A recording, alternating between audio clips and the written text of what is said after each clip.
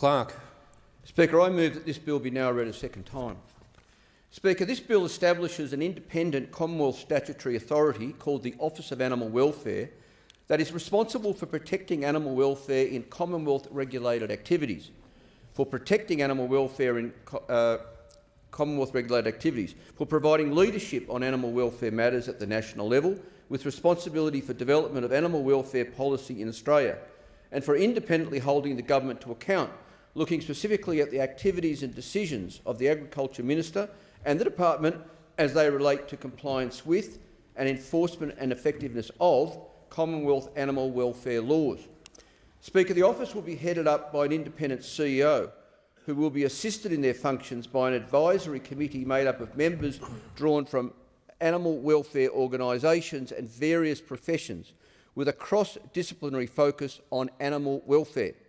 Importantly, strict conflict of interest rules will apply to both the CEO and the advisory committee. Speaker, the establishment of an independent statutory authority is vitally important, not least because there's been a lack of leadership at the national level ever since the Abbott government withdrew funding from the Australian Animal Welfare Strategy and disbanded the entire animal welfare unit within the Department of Agriculture. Moreover, conflict of interest concerns have been raised multiple times about the development of policy and the oversight of regulation in the Agriculture Department. For example, in the 2018 MOS review into live export and in the 2017 Productivity Commission report on agriculture regulation. Indeed, the Productivity Commission recommended a similar model to the office proposed in this bill, citing failures of independence, transparency and communication in the regulation of agriculture in Australia, a lack of scientific basis for regulatory standards, and pointing to a conflict of interest in the Federal Department of Agriculture in managing animal welfare responsibilities.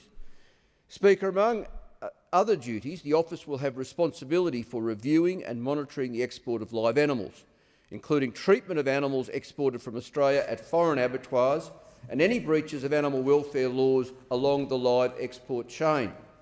This is necessary and important because while the government did install an Inspector-General of live animal exports in early 2019, that role is limited to high-level reviews of the sector broadly.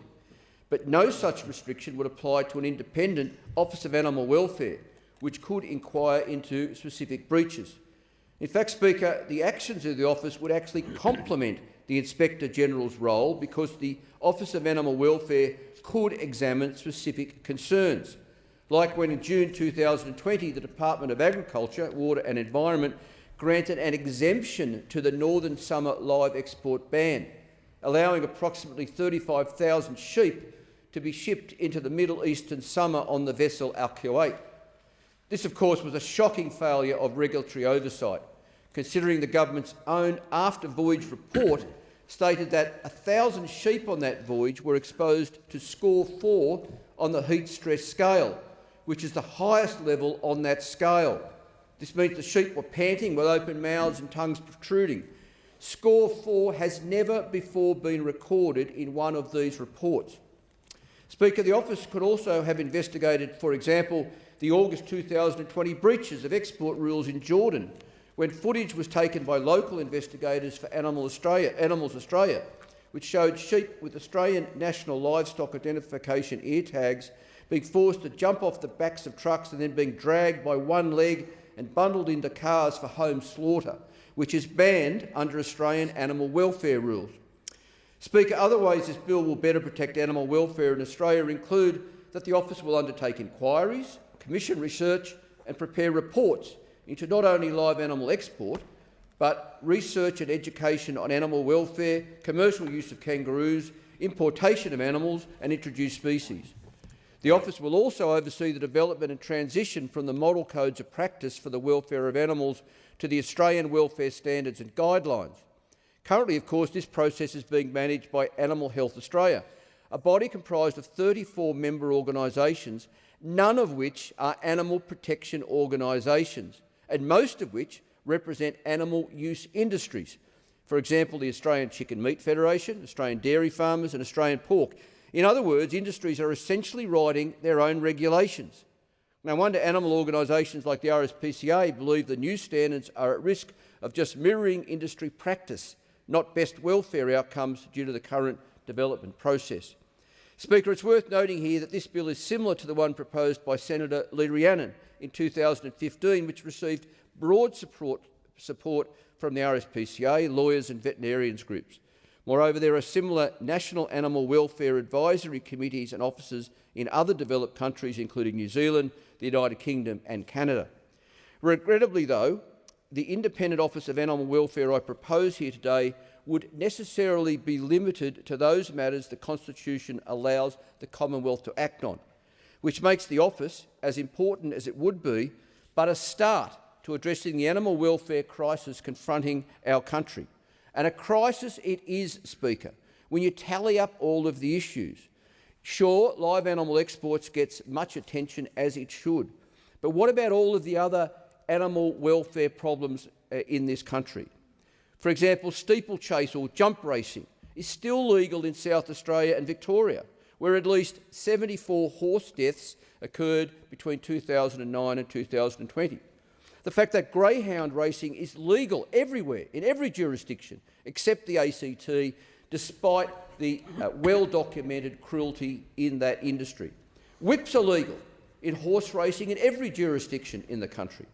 Sow stalls are still used by 20% of pork producers, and farrowing crates are still in use throughout the country.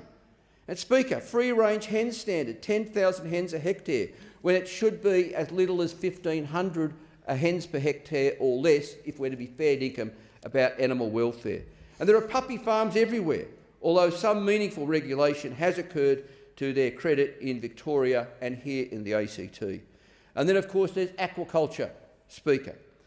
We know very clearly that fish and crustaceans are sentient beings, but yet we're still seeing, well, in fact we're seeing the increasing amount of farmed fish in this country despite all of the well-documented problems in that industry, including what's happening to the poor seals that dare to interfere with the trade.